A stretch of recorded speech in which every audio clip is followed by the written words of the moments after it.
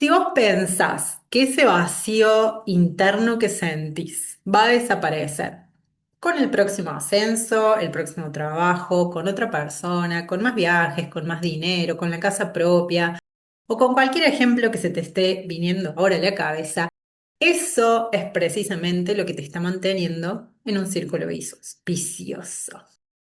En el episodio de hoy nos vamos a adentrar más en esta técnica milenaria de la India, de la cual ya te hablé en el episodio anterior, que nos enseña que esa búsqueda constante es una de las causas de nuestro malestar.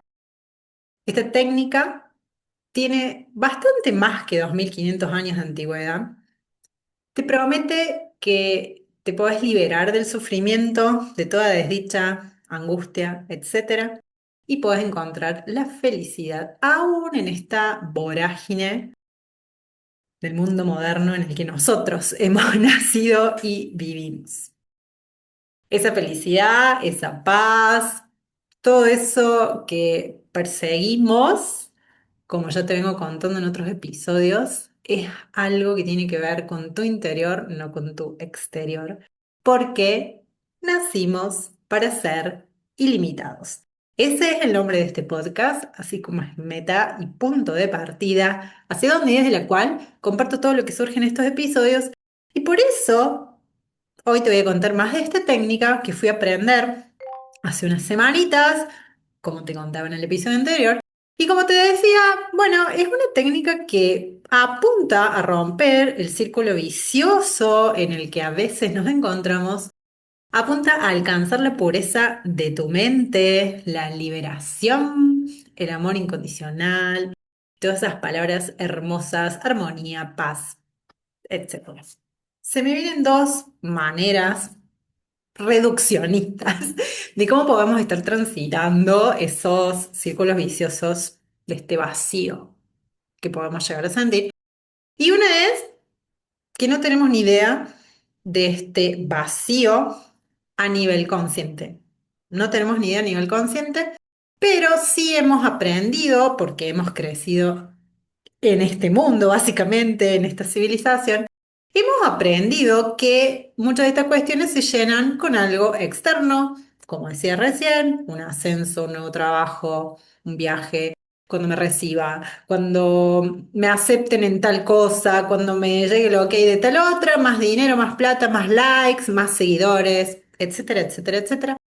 Buscando, incluso se me viene ahora también esta idea de, bueno, la búsqueda por medio de nuestra propia imagen, ¿no? Como esto de, no sé, matarnos haciendo ejercicio, matarnos con una dieta estricta fitness para caber dentro de un molde y sentir reconocimiento, validación.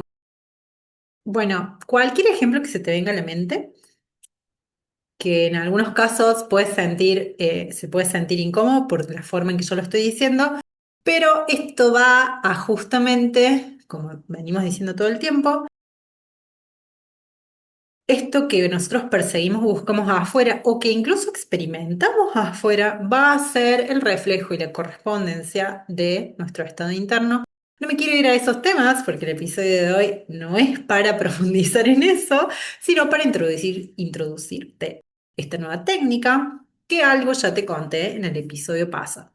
Pero siguiendo con eso, tengo cero conciencia de que hay un vacío, una carencia ahí, algo que no estoy atendiendo, y busco llenarla inconscientemente, repitiendo todos estos aprendizajes, digamos, sosteniendo y perpetuando todos estos aprendizajes, bueno, de nuestra civilización en la cual hemos crecido. La otra manera que se me ocurre es que sí, he tomado conciencia, he tomado contacto con ese vacío, con esa herida, duda existencial, como quieran llamarle,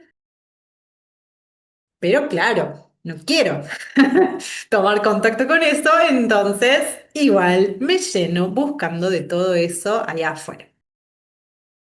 Todos los ejemplos que te decía, más todos los que se te ocurran y los que puedan ir surgiendo probablemente en el episodio. El tema es que también por esto se perpetúa y se sigue sosteniendo. Ocurre que obtenemos gratificaciones en muchas de estas situaciones. Claro que sí, va a llegar ese ascenso en el trabajo y yo siento esa gratificación, siento ese reconocimiento, esa validación externa o esa validación mía en función de un logro externo. Y eso obviamente suma a las reacciones bioquímicas, a las emociones aprendidas y memorizadas de las que ya hemos hablado en otros episodios. Vuelvo a decir, no me quiero ir en todo eso, pero es como para ir comprendiendo esto. Bueno, cada gratificación que ocurre, que me llega, a la cual llego, alimenta y sostiene que entonces sí, es por ahí. Lo que no estamos prestando atención, o no siempre, es que esa gratificación tiene una fecha de caducidad.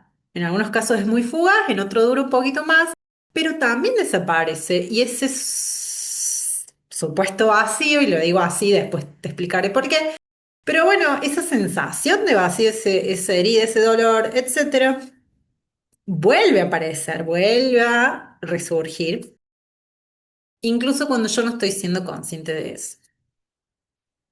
Puede resurgir más ruidoso, más incómodo, más profundo, más doloroso. El tema es que no desapareció. Simplemente, momentáneamente, bueno, quedó como relegado o quedó ahí como un poco, ah, bueno, como lo contentaste un ratito, por decirlo así. Entonces, cuando vuelve este vacío, encima? ¿Qué hacemos cuando vuelve este vacío y estas sensaciones desagradables? Nos sentimos peor, porque decimos, ¿cómo puede ser que esto que he perseguido tanto, que he deseado tanto, llegó y ya, no sé, pasó una semana y ya está?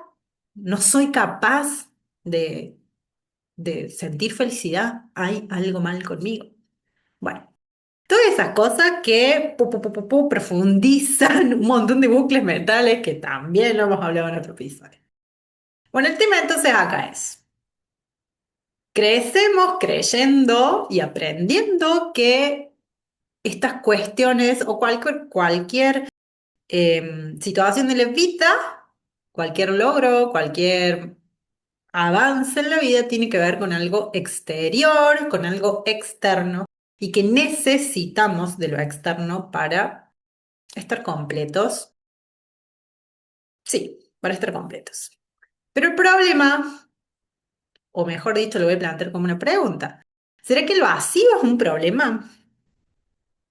¿O será que la carrera, esa persecución para llenar ese supuesto vacío, es el problema?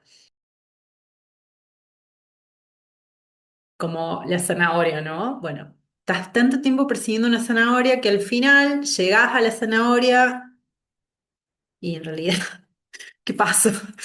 Yo quiero seguir persiguiendo una zanahoria nueva. Esta perspectiva, esta técnica, esta herramienta es de las más antiguas de la India. Se llama Vipassana y bueno, te voy a leer muy breve algunas cositas que figuran en el sitio web oficial de la organización que enseña esta técnica, donde yo lo aprendí. ¿Qué es Vipassana? Vipassana, que significa ver las cosas tal como realmente son, es una de las técnicas más antiguas de meditación de la India. Fue redescubierta por Gautama el Buda hace más de 2500 años y fue enseñada por él como un remedio universal para males universales, es decir, como un arte, el arte de vivir.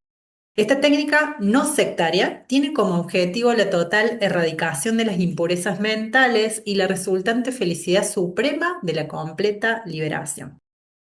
Es un sendero de autotransformación mediante la autoobservación. Se concentra en la profunda interconexión entre mente y cuerpo, la cual puede ser experimentada de manera directa por medio de la atención disciplinada dirigida a las sensaciones físicas que forman la vida del cuerpo y que continuamente se interconectan con la vida de la mente y la condicionan. Ya vamos a ir a algo más bajado a tierra. En este viaje de autoexploración a las raíces comunes de cuerpo y mente basado en la observación, leí mal. Es este viaje de autoexploración a las raíces comunes del cuerpo y mente, basado en la observación, lo que disuelve la impureza mental, produciendo una mente equilibrada, llena de amor y compasión. Bueno, como decía ahí, fue redescubierta por Gautama el Buda. Es decir, esta es una de las técnicas, esto es lo que se transmite, digamos, es una de las técnicas más antiguas de la India. Esta persona, Gautama, el Buda, la redescubrió en su camino, en su proceso hacia su propia liberación. Eso es lo que significa Buda. Buda significa el iluminado, el que está despierto. Y esta sería la técnica que él mismo utilizó para su propia liberación, para su propia iluminación, y es la técnica que estuvo enseñando en aquel periodo de tiempo. Se enseñó a diferentes regiones, se transmitió, envió maestros, etcétera. Y como suele ocurrir, la técnica se fue deformando, se fue mezclando con otras técnicas y bueno, se fue perdiendo la pureza de la técnica en sí, salvo, y acá me voy a equivocar porque me lo repito a veces y no me acuerdo nunca, en Birmania, ahí está, a veces digo Rumania. No me juzguen. Bueno, en Birmania se preservó la técnica pura y hace algunas décadas un aprendiz de esta técnica pura se fue hacia la India a transmitirle la enseñanza a su propia madre y en el mismo proceso a otras personas que quisieron aprenderla y se empezó a difundir nuevamente. Se generó toda esta organización que busca, persigue enseñar la técnica pura en todo el mundo. Y bueno, así es como yo llegué a este lugar y hay muchos centros en el mundo que enseñan la técnica pura, respetando, bueno, esa pureza, valga la redundancia. Entonces, como decía, Gautama el Buda redescubrió la técnica. ¿Qué significa Vipassana? Ah, ya lo leí. Básicamente es esto, es ver las cosas tal y como son, sin juzgar. Y también no verlas como yo quisiera que fueran, verlas tal y como son. Y eso, como parte del proceso de aprendizaje, del proceso de aprendizaje de esta técnica, digamos, bueno, es un entrenamiento. Tal vez vos ya vengas entrenando en tu vida una forma de no juzgar y de ver las cosas como son. Desde esta técnica y desde esta enseñanza, bueno, se entrena de determinada manera, en determinadas circunstancias. Ya te conté algunas cosas en el episodio anterior. Bien, entonces, quiero ver si de lo que te estaba por leer. Bueno, creo que ya te leí todo lo que, lo que decía en la web. Ah, dice más cosas, pero lo relacionado a esto. ¿Qué es lo que plantea o lo que este Buda encontró y reconoció de valioso en esta técnica? Que se enfoca en disolver una fuerza que se manifiesta en dos direcciones, pero una fuerza que es la que nos está manteniendo en la desdicha. Esa es una palabra que usan mucho en la formación, en la desdicha, en el sufrimiento. Es una fuerza que se expresa o la podemos expresar en dos direcciones. ¿Cuál sería esta fuerza? El apego. Vipassana apunta o, sí, persigue, por decirlo de alguna manera, la liberación, la disolución, mejor dicho, de nuestros apegos. ¿Y estos apegos cómo se manifiestan?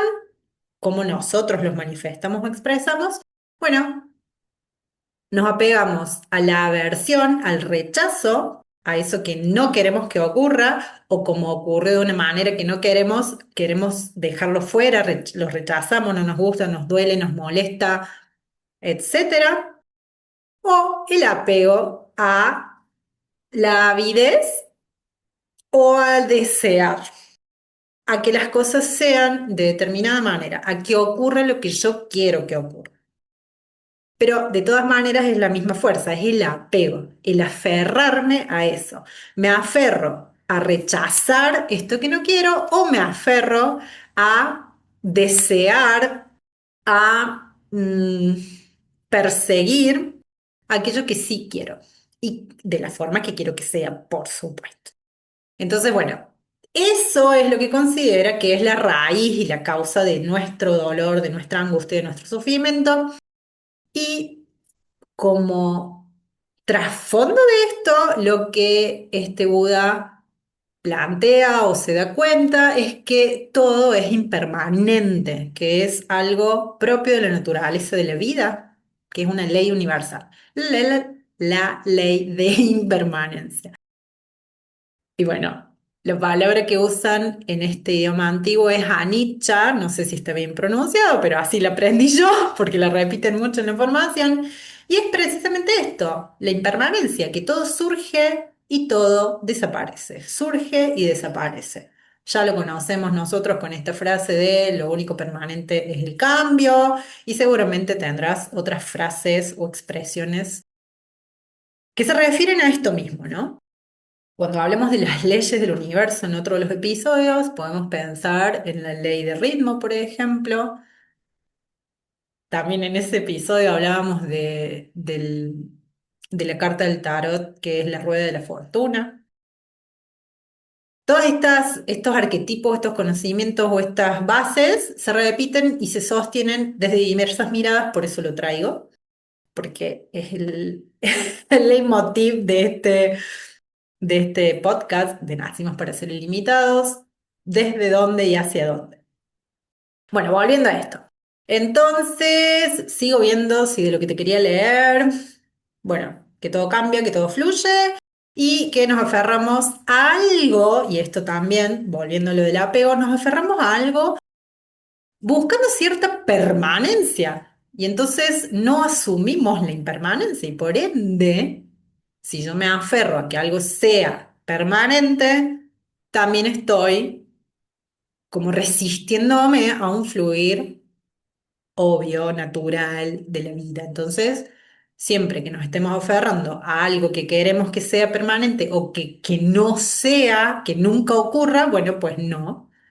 Hay bueno, esto, una ley universal de impermanencia, vista desde esta técnica, desde este aprendizaje, y se trata también de una cuestión de aceptación. Entonces, liberarnos de esta angustia, de este sufrimiento, de esta desdicha, no se da a través de esta búsqueda externa que hablamos hace un ratito, sino a través de observarnos hacia adentro, observarnos y percibirnos, ya te voy a desarrollar más como de qué va la técnica, y bueno, lógicamente, como suele pasar, se propone desde esta mirada como la única herramienta y la única manera para disolver tus apegos y alcanzar la felicidad. Ahora vamos a entrar a cómo esto se aplica, por decirlo de alguna manera, o se practica. Lo primero que se transmite en la práctica, en este periodo de aprendizaje, es la observación de tu respiración. Algo de esto ya hicimos en otro episodio que hablamos hace unas semanas de las meditaciones en general. Esta técnica en particular comienza el entrenamiento desde ese lugar. Todos esos 10, casi 11 días del retiro, estás entrenando en muchos aspectos. Estás entrenando el dominio de tu mente, el dominio de tu cuerpo y estás entrenando la sutileza a la que podés llegar en la percepción, en la propiocepción o en la interocepción que tienen que ver con esto, con percibirme a mí misma, a mí mismo, percibir mi cuerpo, percibir distintas partes del cuerpo, etcétera. Tampoco me quiero ir ahí porque no se habla de esto en concreto, son como introducciones y asociaciones que yo te voy a hacer. Entonces, inicialmente, la propuesta los primeros días es enfocarte en tu propia respiración, percibirla tal y como es, sin juzgarla, sin buscar modificarla, simplemente buscar concentrarte en tu respiración.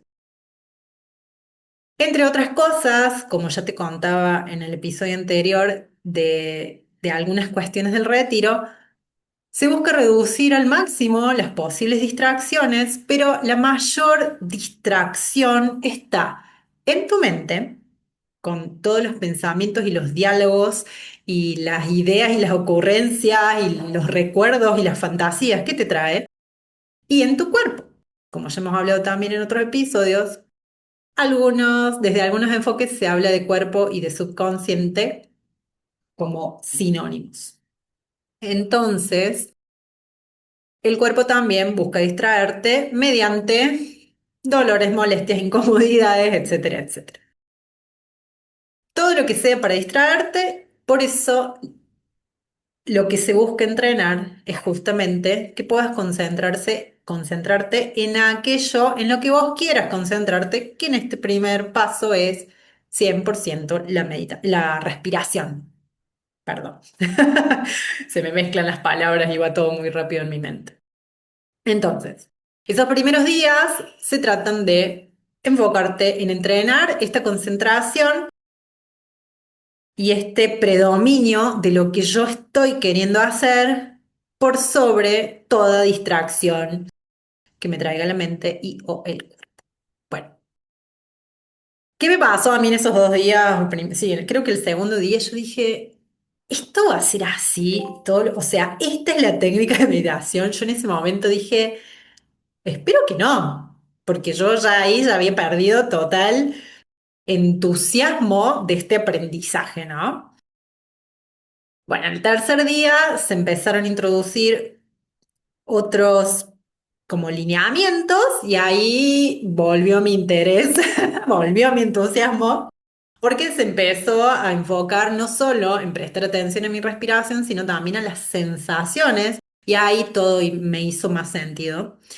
Y más allá de que eso que acabo de decir también es una resistencia del cuerpo y de la mente de decir, no, no, no, esto así no, no quiero, no me interesa, no me entusiasma, ¿no? Bueno, también es como, es un ejercicio constante y permanente de estar reconociendo nuestros apegos, nuestras resistencias, nuestras distracciones y, y bueno, también, ¿por qué no usemos la palabra auto boicot? Porque eso es lo que ocurre en nuestra vida diaria cuando estamos queriendo alcanzar algo, conseguir algo, aprender algo, etcétera, y encontramos los argumentos, las distracciones, etcétera, que buscan alejarnos de eso.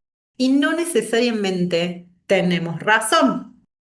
Simplemente algo que puede ser una distracción de la mente, una distracción del cuerpo, un miedo u otra cosa, está prevaleciendo por nuestro deseo, perdón, está prevaleciendo sobre nuestro deseo, nuestra búsqueda, nuestro compromiso. Y ahí es donde me estoy yendo de tema, pero el que yo pueda observarme y el que yo tome conciencia de cuál de todas estas cuestiones elijo que prevalezca es, bueno, nivel Dios. A veces es nivel Dios, a veces es más simple. Pero volviendo a esto, a partir del tercer día se empieza a prestar atención o se introduce esta parte de las sensaciones y en el cuarto o quinto día, y te vuelvo a decir, ya lo dije en el episodio anterior, como no se puede tomar nota y llevar registro, algo que me hubiera encantado hacer, bueno, no tengo exactitud de qué día sí, qué día no, pero entre el cuarto y el quinto día se empieza a practicar el vipassana como tal, que es 100% enfocarte en percibir, observar las sensaciones del cuerpo. Parte por parte, recorrer tu cuerpo, percibir las sensaciones sin juzgarlas. Y acá introduzco una palabra clave en esta técnica, siendo ecuánimes. La ecuanimidad como no sé, un cartel con neón, luces de neón, ecuanimidad ante cualquier sensación. ¿Y a qué viene esto de la ecuanimidad? Si nosotros no practicamos y entrenamos la ecuanimidad frente a estas sensaciones, corremos el riesgo de generar un apego, ya sea de deseo o de rechazo hacia esa sensación.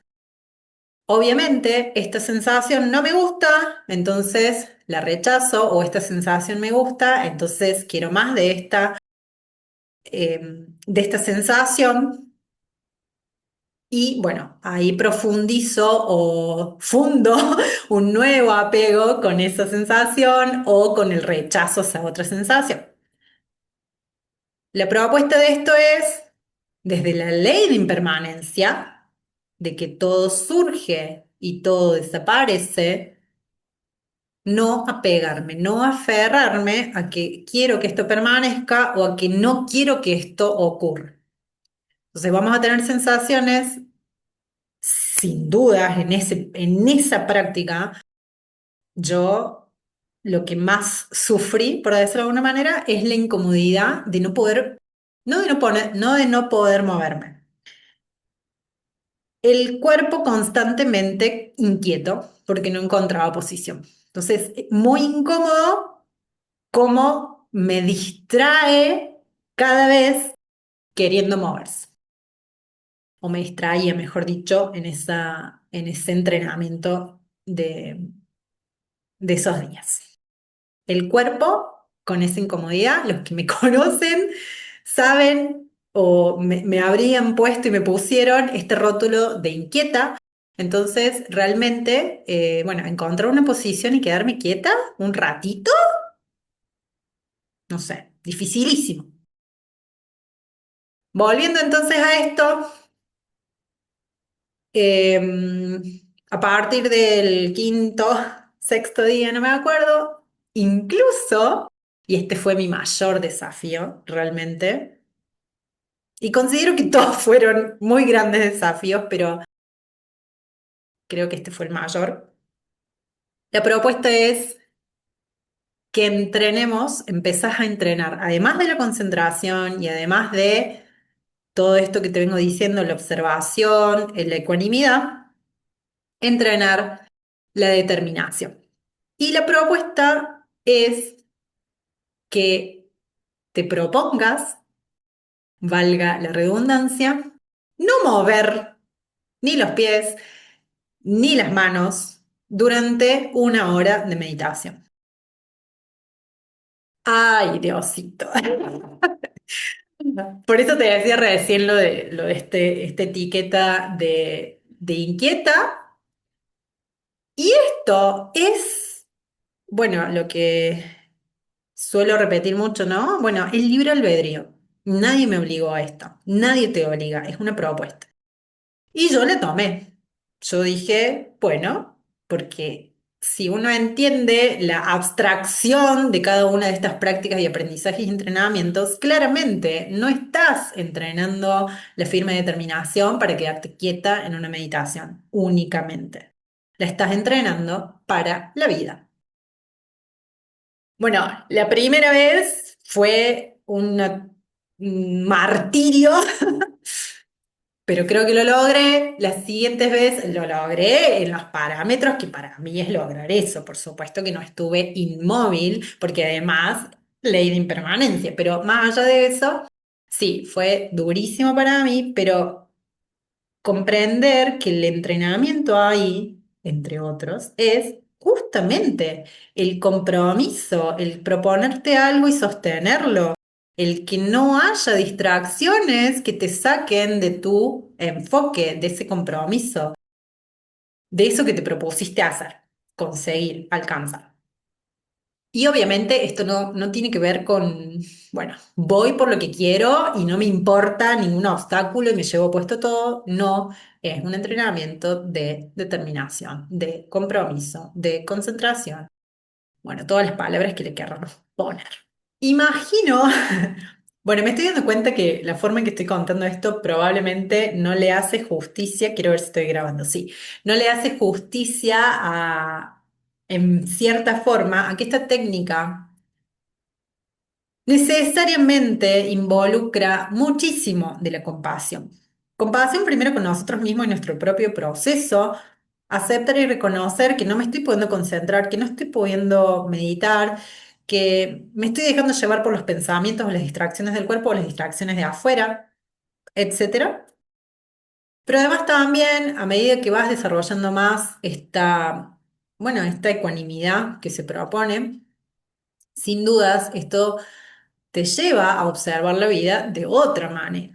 Si yo puedo reconocer que todo surge y desaparece, y si yo puedo reconocer las cosas tal y como son y no como yo quisiera que fueran, bueno, hay un cambio en la concepción y en mi exposición a la vida, por decirlo de alguna manera. Antes de seguir, te quiero leer algo que tiene que ver con, justamente ¿a qué apunta esta técnica? Desde la búsqueda de la descontaminación, de eliminar, erradicar el sufrimiento, porque considera todo esto que hablábamos de los apegos y demás, lo menciona, esto es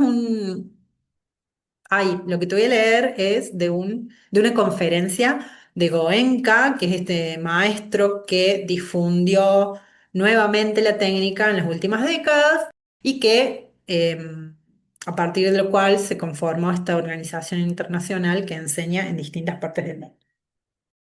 Plantea que al surgir una contaminación en la mente ocurren dos cosas simultáneamente en el campo físico, es decir, en el cuerpo. Una es que la respiración pierde su ritmo normal y otra es que a niveles más sutiles se inicia una reacción bioquímica que da lugar a una sensación. Por lo tanto, todas las contaminaciones generan algún tipo de sensación en el cuerpo. Esto por un lado. ¿Qué es lo que ocurre? Que las respiraciones y sensaciones nos ayudan de dos formas. Una es que en cuanto surja alguna contaminación o impureza en la mente, la respiración va a dejar de ser normal y nosotros podemos notarla. Y podemos notarla y prestarle atención al aviso de este cambio de respiración. Y lo mismo ocurre con las sensaciones. Cualquier sensación nos va a avisar o a hacer notar que algo está mal, por decirlo de alguna manera. Y una vez que recibimos esos avisos y podemos ser conscientes y notar esos cambios o esas sensaciones, nos vamos a dar cuenta que esa sensación y esa negatividad desaparecen enseguida. Este fenómeno físico-mental es como una moneda con dos caras. En una cara están los pensamientos y las emociones que surgen en la mente. En la otra están las respiraciones y las sensaciones del cuerpo. Repito que esto es desde la mirada de esta técnica y de esta práctica. Todos los pensamientos y emociones, es decir, todas las impurezas mentales que surgen, se manifiestan en la respiración y en las sensaciones. Por eso, al observar las sensaciones y la respiración, estamos observando las contaminaciones mentales, pero esto lo agrego sin asociarlas con aquello que nos genera la sensación. Es decir, si yo estoy sintiendo miedo y teniendo pensamientos catastróficos alrededor del miedo porque, no sé, le tengo miedo a un avión y quiero viajar y estoy por viajar en avión y tengo miedo, por ejemplo, y mi respiración va a modificarse y voy a empezar a tener sensaciones, distintas sensaciones en mi cuerpo. Si yo observo ese miedo asociándolo al avión, por ejemplo, no necesariamente voy a disolverlo a ese miedo, lo voy a estar, sí, observando, lo voy a estar haciendo consciente. La propuesta desde el Vipassana es que yo puedo, desde observar las sensaciones y no juzgarlas y entrenar y desarrollar la ecuanimidad, esta sensación simplemente se va a disolver. Y no estoy pensando en el avión, solamente estoy observando mis sensaciones físicas. Al observar las sensaciones o la respiración, estamos observando las contaminaciones mentales, creo que ya lo había leído. En vez de huir del problema, nos enfrentamos a la realidad tal y como es. Está esta sensación. Y las negatividades ya no nos arrastran. El entrenamiento de la ecuanimidad apunta a esto, a que no voy a reaccionar de forma inmediata e instantánea y automática a un estímulo X. Voy a observar y percibir, permitirme percibir la sensación, aceptar la ley de impermanencia y responder con ecuanimidad, sin juzgar, sin reaccionar. Y si perseveramos, terminarán por desaparecer y empezaremos a vivir una vida feliz y en paz, una vida más libre de negatividades. Sigue un poco más esto. Acá aclaro que lo que plantea entonces es, yo con ecuanimidad puedo responder a cualquier sensación, pensamiento, situación, puedo responder con un tiempo de pausa entre medio, sin haber reaccionado, sin haber generado la aversión o la aversión o rechazo o la avidez, el deseo y querer aferrarme a que esto permanezca. Si yo respondo con ecuanimidad ante las nuevas sensaciones más superficiales, nuevas o superficiales o livianas, por decirlo así, se van a ir disolviendo. Pero ¿qué va a ocurrir? Esto es lo que plantean y esto es lo que al menos yo sí experimenté durante el retiro y creo que es lo mismo que ocurre desde otras miradas y otros caminos. Se van a disolver las de la superficie y lo que plantean es, van a emerger antiguos apegos, antiguas dependencias, antiguas adicciones, y yo voy a, por medio de esta técnica y esta práctica, volver a responder ante ellas con ecuanimidad. Voy a reconocer las sensaciones, simplemente las voy a observar, no les voy a juzgar, voy a entrenar mi ecuanimidad y estos antiguos apegos se van a disolver. Y entonces van a resurgir y emerger apegos más antiguos, o mejor dicho, más profundos. Y si yo voy en el camino de entrenar cada vez más mi ecuanimidad, voy a poder responder con ecuanimidad ante esas situaciones de esos apegos, sensaciones de esos apegos, y se van a disolver y van a emerger más los que están más profundos y así sucesivamente hasta la liberación total de los apegos.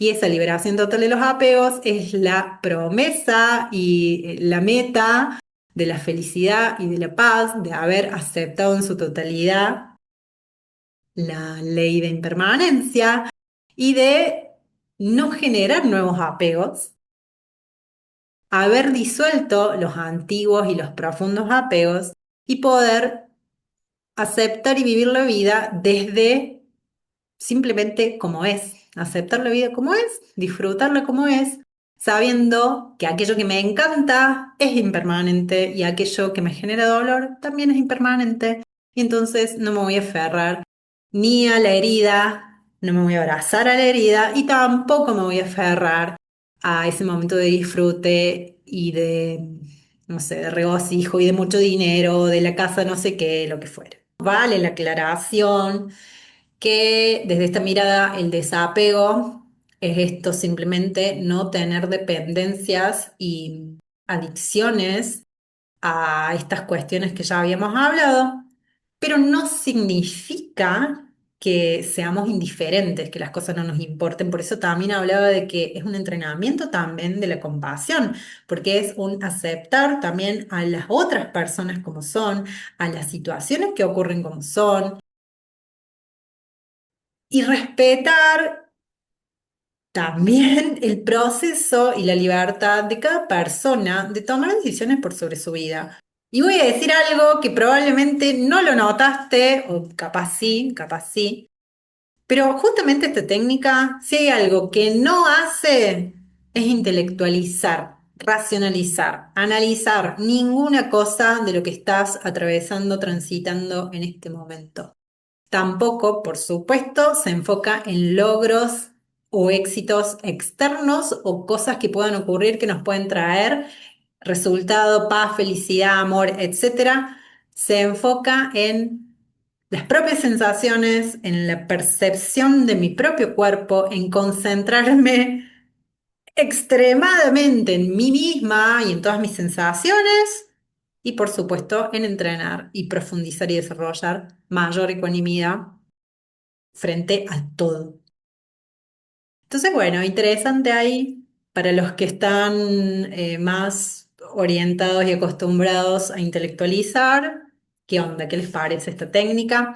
Bueno, pero entonces, Cris, ¿cuál es el tema con el vacío de lo que estábamos hablando antes? Bueno, más allá de que el vacío podemos observarlo y explicarlo y contarnos desde otras miradas, no sé, por ejemplo, desde la física cuántica, etcétera, etcétera.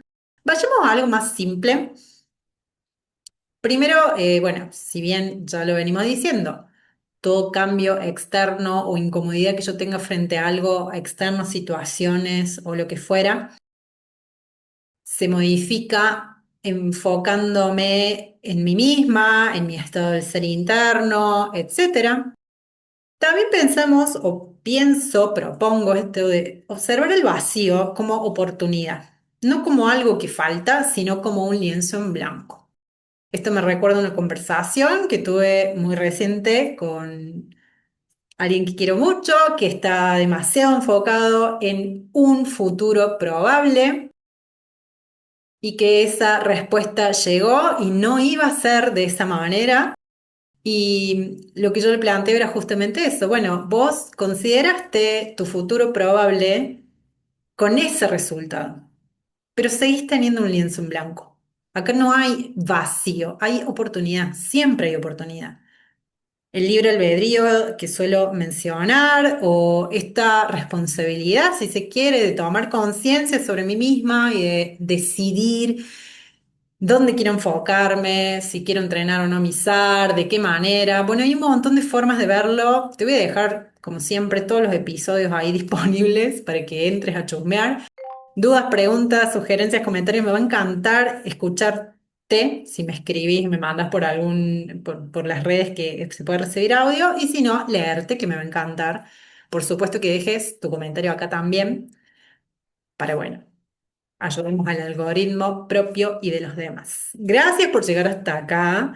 No sé qué tan largo se ha hecho esto. Contame en qué te gustaría que profundice. Y bueno, te recuerdo como siempre, nacimos para ser ilimitados.